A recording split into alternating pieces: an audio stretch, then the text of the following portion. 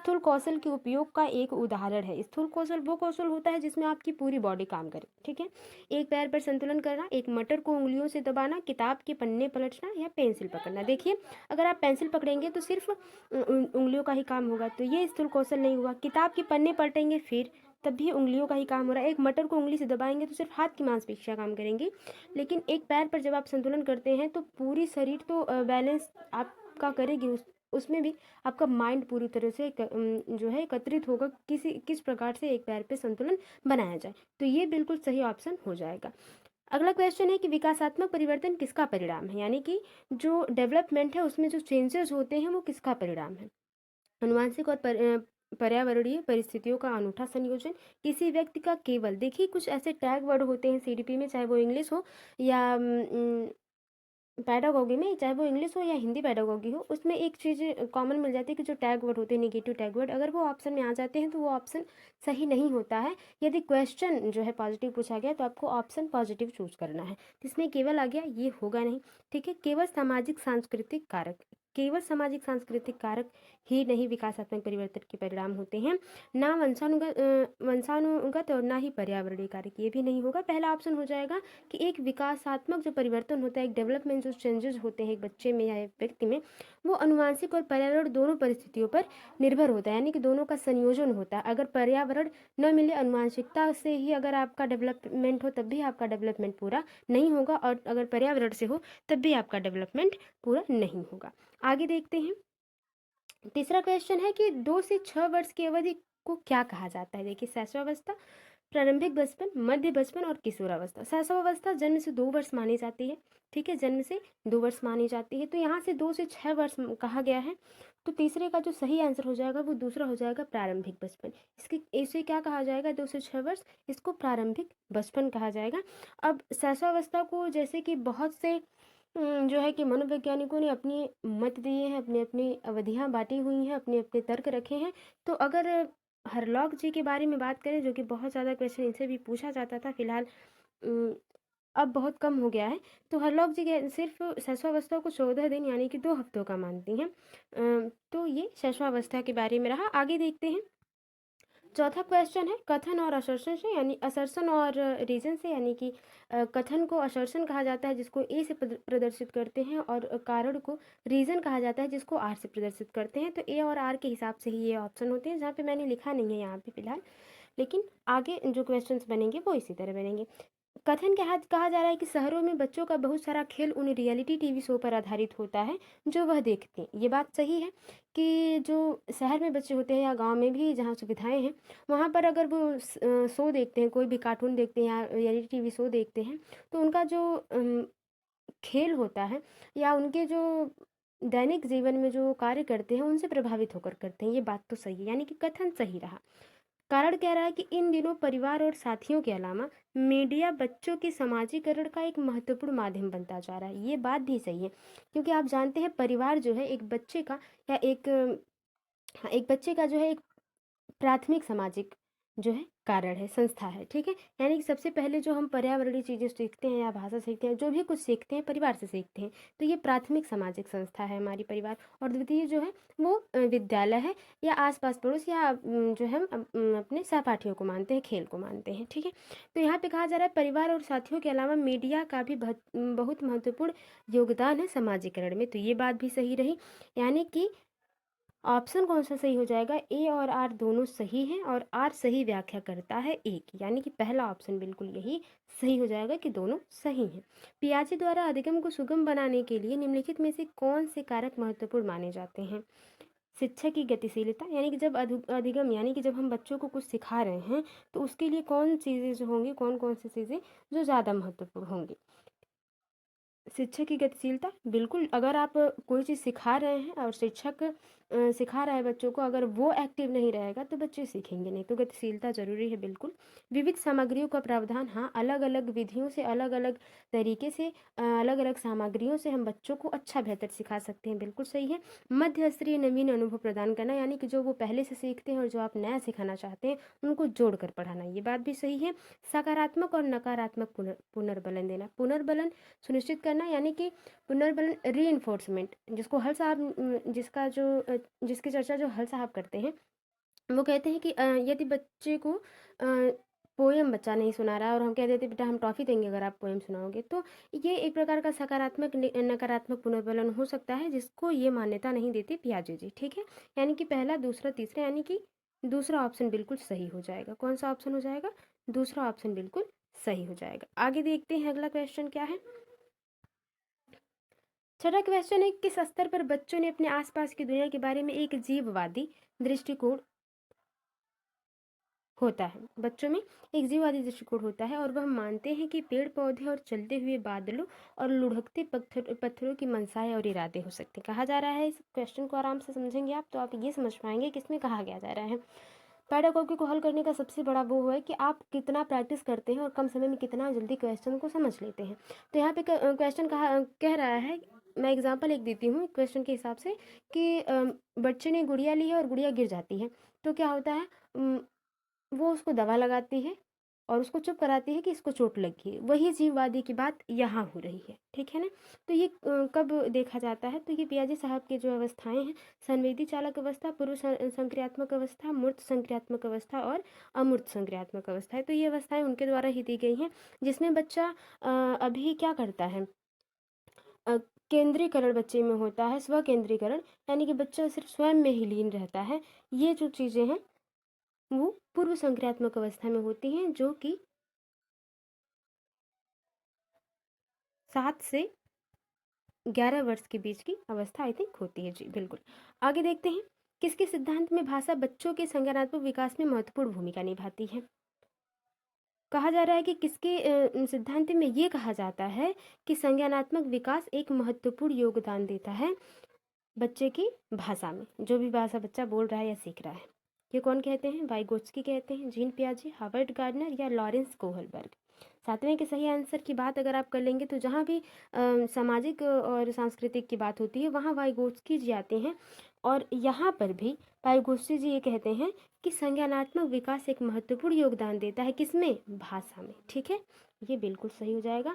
और सीखने में, जब सीखने की बात होती है तब ये कहते हैं जब कुछ सीखना है यानी कि अधिगम करा रहे हैं हम, तो वहाँ पे सामाजिक सांस्कृतिक प्रभाव बच्चों पर बेहतर पड़ता है। ये भी वाइगोत्स्की जी कहते हैं। आगे देखते हैं, आगे देखते हैं कि क्या क्वेश्चन में कहा जा रहा है। ये 7 क्वेश्चन हम लोगों ने कर लिए। अगला क्वेश्चन है कि वाइगोत्स्की के अनुसार बच्चे किस प्रकार सीखते हैं? प्रतियोगिता के द्वारा। वाइगोत्स्की के अनुसार पूछा जा रहा है कि बच्चे किस प्रकार सीखते हैं? प्रतियोगिता के द्वारा, साथियों से बातचीत करके, पुरस्कार के लिए प्रयास करके और दंड से बचकर, उद्दीपन प्रक्रिया अनुबंध करके, किस प्रकार से? तो देखिए वाइगोत्स्की साहब की अगर बात कर ली जाए तो ये किस पर चर्चा करते हैं? सांस्कृतिक प्रभाव पर, यानी कि जो उनके समाज में आसपास पड़ोस में हो रहा है उसमें। ठीक है। और एक बात जो ये करते हैं वाइगोत्स्की जी, वो स्कैफोल्डिंग की, पाड़ की बात करते हैं, एक सहायता की, कि अगर बच्चा अपनी मन यहाँ तक उसको पहुँचना है, अगर बच्चा यहाँ है और उसको यहाँ तक पहुँचना है, तो ये बीच की जो जगह बच्चा नहीं पहुँच पा रहा है, जिसमें बच्चों को कन्फ्यूजन है या कुछ भी, अगर यहाँ पे किसी वयस्क या उसके साथी अगर उसकी हेल्प कर देते हैं तो बच्चा यहाँ तक पहुँच सकता है। ये बात जो है वो वाइगोत्स्की जी कहते हैं, जो कि इसमें दूसरा ऑप्शन सही हो जाएगा कि बच्चे जो किस प्रकार सीखते हैं, साथियों के साथ बातचीत करके। ठीक है, इन चारों में जो है दूसरा ऑप्शन सबसे पॉजिटिव है वाइगोत्स्की के हिसाब से। एक बाल केंद्रित कक्षा में बच्चे कैसे होते हैं, मतलब कि एक बाल केंद्रित शिक्षा कक्षा में बच्चे कैसे होते हैं? निष्क्रिय नकलची के रूप में देखे जाते हैं? नहीं, बच्चे बहुत ही एक्टिव होते हैं। ज्ञान के निर्माण में सक्रिय रूप से लगे हुए होते हैं। हाँ, वो बिल्कुल, वो जानते हैं कि मुझे क्या पढ़ना है और किस तरीके से पढ़ना है, और वो सक्रिय होते हैं, रुचिकर होते हैं जिन चीज़ों को पढ़ने में बच्चे उस पर। तो एक बाल केंद्रित शिक्षा में बच्चा क्या होता है? वो ज्ञान का निर्माण खुद करता है, यानी कि वो एक्टिव होता है। आगे देखा जाए, अगला क्वेश्चन, निम्नलिखित में से कौन सा सही सुमेलित युग्म है? सजा और आज्ञाकारिता, अभिविन्यास, कानून तय नहीं है, अभी तो समाज की भलाई के लिए बदला जा सकता है। यानी कि जो कानून है वो समाज के हिसाब से क्या किया जा सकता है? बदला जा सकता है। ये अब देखिए ये किसके द्वारा दी गई है? ये कोहलबर्ग के द्वारा जो चरण दिए गए हैं उनके हिसाब से ये क्वेश्चन पूछा गया है। अच्छा लड़का और अच्छी लड़की अभिविन्यास दूसरों के साथ भला बनकर अनुमोदन अर्जित करना, यानी कि दूसरों के सामने क्या करें, हम बहुत अच्छा दिखावा करें कि हाँ हम पैर छुएंगे ताकि वो हमें कहें कि ये एक अच्छा लड़का है। ठीक है। कानून और व्यवस्था अभिविन्यास में कहा जाता है कि मानव अधिकारों के मूल्य के आधार पर नैतिक सिद्धांतों को स्वयं चुना जाता है। सामाजिक अनुबंध अभिविन्यास में कहा जाता है किसी क्रिया के भौतिक परिणाम यह निर्धारित करते हैं कि यह अच्छा है या बुरा है। देखिए इसमें कौन सा सही है वो पूछा जा रहा है। इसमें सिर्फ दूसरा ही सही है, जिसमें ये कहा जा रहा है कि एक अच्छा लड़का और एक अच्छी लड़की के विन्यास में क्या होता है कि हम दूसरों के सामने इसलिए अच्छा बनना चाहते हैं क्योंकि लोग हमारी प्रशंसा करें। ये ऑप्शन सही है, और ये सारी चीज़ें जो हैं, ये ऑप्शंस जो हैं वो सही नहीं है।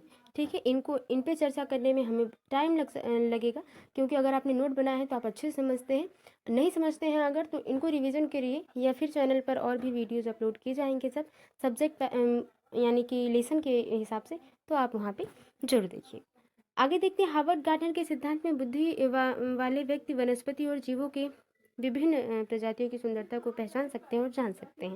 यानी कि हार्वर्ड गार्डनर ने जो है अलग अलग जो है व्यक्ति में अलग अलग बुद्धियों का निर्माण होता है, उन्होंने ये कहा है, और कहा है कि अगर मिल जाए प्रत्येक व्यक्ति को एक जैसा पर्यावरण मिल जाए तो वो 10 जो है बुद्धि वो आ सकती है हर एक व्यक्ति में। कहा जा रहा है जहाँ पे वनस्पति और जीवों को लेकर ज़्यादा नॉलेज हो उसको कौन सी बुद्धि मिलेगी। ठीक है। उसके पास कौन सी बुद्धि होगी। स्थानिक उनके पास होगी जो कार्टून या मैप बनाते हैं। ठीक है। तो ये नहीं होगा। प्रकृतिवादी, बिल्कुल ये क्या होंगे, प्रकृतिवादी होंगे, जो जीवों और वनस्पतियों से प्रेम रखते हों, उनकी सुंदरताओं को समझते हों। ठीक है ना। आगे देखते हैं।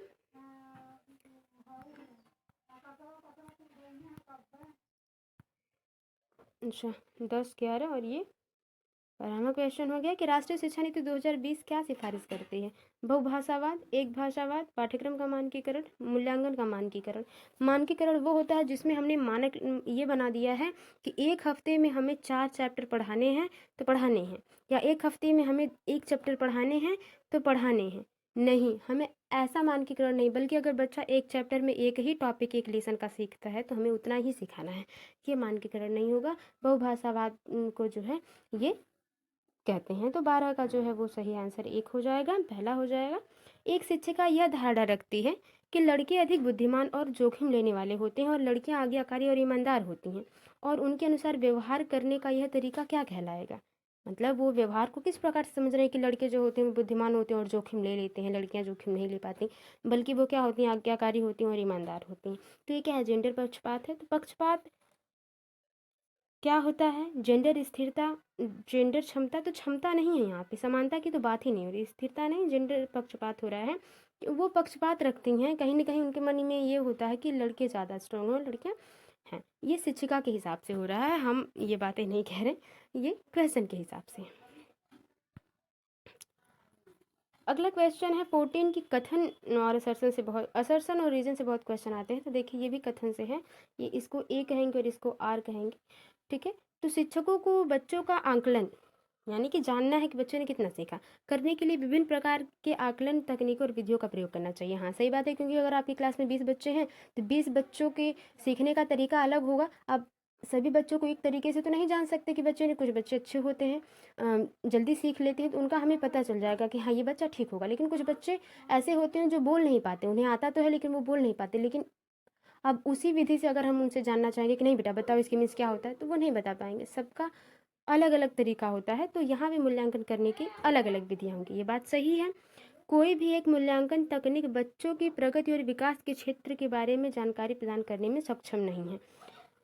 तो ये बात भी सही है कि सिर्फ एक ही विधि के द्वारा हम मूल्यांकन नहीं कर सकते हैं, क्योंकि सब्जेक्ट अलग अलग होते होंगे, बच्चों की जो मानसिक लेवल जो होगी, क्षमता होगी, वो भी अलग अलग होगी, तो मूल्यांकन की विधियाँ भी अलग अलग होनी चाहिए। तो ये बात सही है, दोनों सही है। इसमें ए और आर दोनों सही है, और आर सही व्याख्या करता है ए की, ये पहला ऑप्शन बिल्कुल सही हो जाएगा। आगे देखते हैं अगला क्वेश्चन क्या है। निम्नलिखित में से कौन सी स्थिति सीखने के लिए आकलन को नहीं दर्शाती है। यानी कि सीखने के लिए आकलन यानी कि बच्चे ने कितना सीखा है उसका आप आकलन कर रहे हैं। ठीक है। छात्र सक्रिय रूप से सोचते हैं कि वह कहाँ हैं और कहाँ जा रहे हैं और वहाँ कैसे पहुँचे। अगला ऑप्शन है कि शिक्षक सीखने को सुसाधित करने के लिए रचनात्मक, गुणात्मक और प्रतिक्रिया देते हैं। प्रदर्शन बढ़ाने के लिए छात्रों के बीच लगातार तुलना की जानी चाहिए, एकदम गलत है। रचना मूल्यांकन के कई तरीके जैसे सहकर्मी और स्व मूल्यांकन का उपयोग किया जाता है। ठीक है, 15 के सही आंसर की बात कर ली जाए, इसमें जो है सबसे सही आंसर हो जाएगा, इसी को छोड़कर इस यहाँ पे जो है ऑप्शन इस प्रकार का था, ऐसे 1 2 3, तो इस तरह से जैसे पीछे हम लोगों ने क्वेश्चन की, तो यहाँ पे मैंने यानी कि टाइप नहीं हो पाया है वो ऑप्शंस। तो मैं बता दूं कि यहाँ पे इस प्रकार का जो है ऑप्शन आ जाएगा कि फर्स्ट है, फिर सेकंड है, फिर थर्ड है, इस तरह से ऑप्शन आएगा। तो इसमें जो सही हो जाएगा वो तो पहला हो जाएगा, बच्चे सक्रिय होते हैं। ठीक है, फिर दूसरा हो जाएगा, उसके बाद फिर चौथा हो जाएगा। इस प्रकार का जो ऑप्शन होगा उसमें वही सही होगा, यानी कि इसमें तीसरा नहीं सही होगा और ये ऑप्शन सही होंगे। यहाँ पे इस प्रकार से मैंने यानी कि पूरा ये टाइप ही नहीं हुआ है क्वेश्चन, तो उसके लिए सॉरी। और मैंने बताने की कोशिश करी कि यहाँ पे कौन सा सही होगा। समावेशी शिक्षा के लिए क्या ज़रूरी है? लचीला शिक्षा शास्त्र, ये ज़रूरी है कि जो शिक्षा शास्त्र होना चाहिए वो बच्चों के हिसाब से होना चाहिए, यही बिल्कुल सही ऑप्शन हो जाएगा, पहला ही। ठीक है, लचीला शिक्षा शास्त्र होना चाहिए। आगे देखते हैं, निम्नलिखित में से कौन सी दिव्यांगता सामाजिक संचार में चुनौतियों का कारण बनती है? कि बच्चा समाज से जुड़ नहीं पाता है, घुल मिल नहीं पाता है, लोगों से अपनी बात नहीं कह पाता और लोगों की बातों को समझ भी नहीं अच्छे से पाता है वो, तो उसमें क्या दिव्यांगता, उसमें क्या कमी है? आत्म केंद्रियता की, पठन वैकल्य की, गुणज वैकल्य की, गतिमान दिव्यांगता है बच्चे में।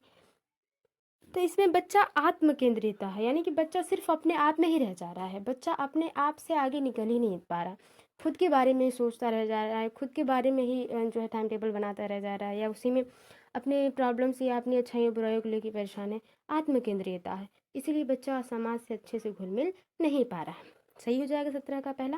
निम्न में से कौन सा सुविधाहीन और वंचित समूहों के विद्यार्थियों को शामिल करने में मदद करता है? यानी कि जहाँ पे सुविधाएं नहीं अच्छी खासी हैं वहाँ पर क्या हम ऐसा करेंगे कि बच्चों को मदद करेगा?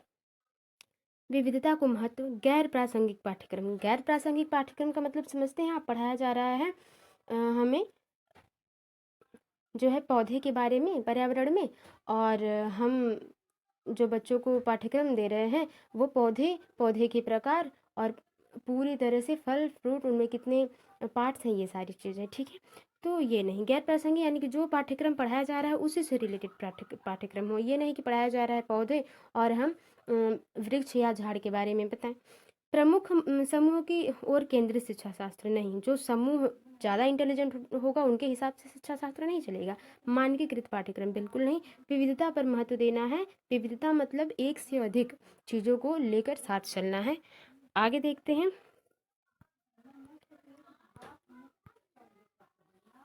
सामग्री को कई तरीके से प्रस्तुतिकरण करने के प्रावधान से निम्नलिखित में से किसके समावेशन में मदद मिलेगी? यानी कि हम जो भी चीज़ पढ़ा रहे हैं, लिखा रहे हैं, उस पर सबसे ज़्यादा इम्पोर्टेंट होता है कि हम किस प्रकार से उस चीज़ों को प्रस्तुत कर रहे हैं, बच्चों के सामने प्रेजेंट कर रहे हैं, प्रेजेंटेशन दे रहे हैं ताकि बच्चा समझ पाए। तो समावेशन में मदद करेगी श्रवण बाधित छात्रों को, दृष्टि बाधित छात्रों को, अधिगम कठिनाई महसूस करने वाले छात्रों को, गतिमान दिव्यांगता वाले छात्रों को। तो देखिए इसका सही एकदम सटीक आंसर क्या हो जाएगा कि किसमें प्रस्तुतिकरण, सामग्री को कई तरीके से प्रस्तुतिकरण करेंगे, तो इसमें जो है गतिमान दिव्यांगता वाले छात्रों को जो है बिल्कुल मदद मिलेगी। आगे देखते हैं निम्नलिखित में से कौन सा विकल्प दी गई दिव्यांगता और संबंधित छात्रों के समावेशन हेतु यथोचित संयोजन रणनीति का सही युग्म है? जो दिव्यांगता से संबंधित छात्र हैं उनके समावेशन में क्या सही होगा? ऑप्शन है गुणज वैकल्य, कैलकुलेटर का प्रावधान, पठन वैकल्य, लंबे लंबे लिखित कार्य सौंपना, श्रवण दोष, ऑडियो टेप देना, दृश्य हानि वाली पुस्तकों को उपलब्ध कराना। डेस का जो सही आंसर हो जाएगा वो हो जाएगा पहला, जो सही है इसमें सही युग्म है। देखिए पठन वैकल्य में बच्चा पढ़ नहीं पाएगा, श्रवण दोष में बच्चा सुन नहीं पाएगा, ठीक है, तो उसको ऑडियो टेप देना। दृश्य में बच्चा पुस्तक नहीं पढ़ पाएगा तो हम उसको पुस्तक क्यों देंगे। गुणज वैकल्य में ये सही है कि बच्चा क्या है, कैलकुलेटर प्रावधान हम करेंगे जिस बच्चे को गुणज वैकल्य, यानी कि जो बच्चा जिसको डिसकैलकुलिया हो, जो बच्चा जोड़ घटा नहीं पाता है, उसको हम क्या करेंगे, कैलकुलेटर देंगे तो बच्चा अच्छे से कैलकुलेट कर पाएगा। ये इस